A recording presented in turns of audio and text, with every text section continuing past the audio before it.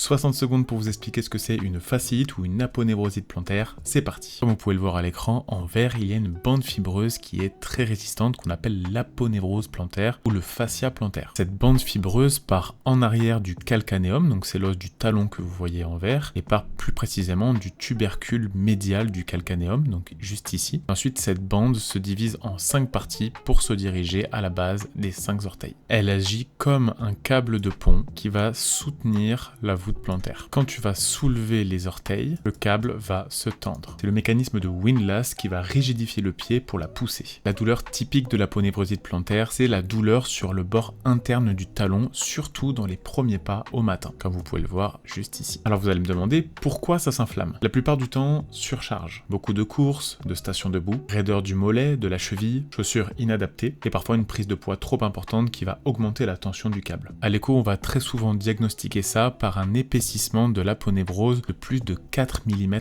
d'épaisseur. Maintenant, vous me demandez très souvent les solutions des pathologies dont je vous parle, donc j'ai fait mes petites recherches pour vous et voici quelques solutions bien efficaces, preuve à l'appui, juste en dessous dans la description. Les étirements ciblés de l'aponévrose, du mollet. Étirements certes, mais couplés au renforcement des muscles extrinsèques et intrinsèques du pied. Taping de la voûte, bon pour du soulagement à court terme ou pour la reprise d'activité. L'attelle nocturne pendant 1 à 3 mois, surtout si douleur au premier pas le matin, en complément avec des semelles, pas toutes seules. On privilégie le confort et le soutien de la voûte. Si la douleur dure trop longtemps, supérieure à 3 mois, on peut envisager les ondes de choc et PRP. Les deux sont plus efficaces que les infiltrations de corticoïdes. Ton pied n'est pas capricieux, il demande juste de la progressivité et de la constance. En tout cas, si jamais ce genre de vidéo te plaît, n'hésite pas à t'abonner pour me le faire savoir et on se retrouve très vite pour de nouvelles vidéos. Salut!